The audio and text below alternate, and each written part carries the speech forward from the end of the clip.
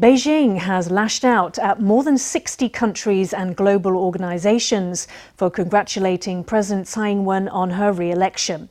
China's foreign ministry has issued a statement of protest saying the congratulatory messages run afoul of the One China principle.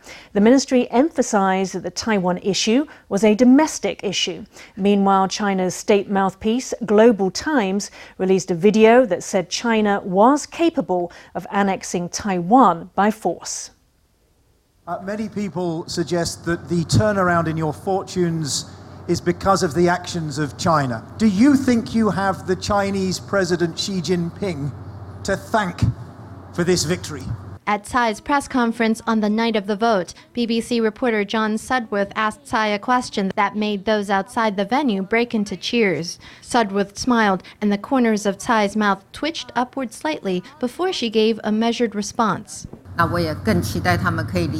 We hope that they can understand that the peace and development of relations is a bilateral and common effort. It doesn't solely depend on the actions of one side. Even with the careful reply, China has lashed out in the wake of her election. It blasted the UK, the US, Japan, the EU, and dozens of other countries and organizations that congratulated Tsai on her victory. The Chinese Foreign Ministry posted remarks by Chinese Foreign Ministry spokesman Geng Shuang on the matter.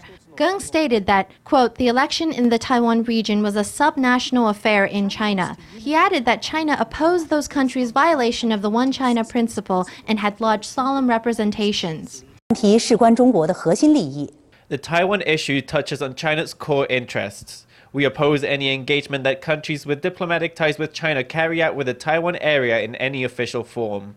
Chinese media outlet Global Times editor-in-chief Xijin posted a video calling for the forceful annexation of Taiwan by China. Reunifying Taiwan by force, from the perspective of military forces across the strait, would not be a problem. Sometimes I can't help but think about beating up the gang of Taiwanese independentists. For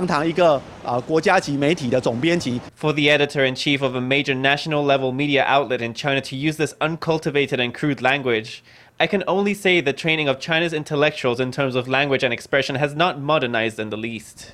Although Beijing had also reacted negatively to Tsai's election in 2016, it had not condemned congratulatory calls from other countries. Some say China's protest this time around is a sign of growing concern about Taiwan.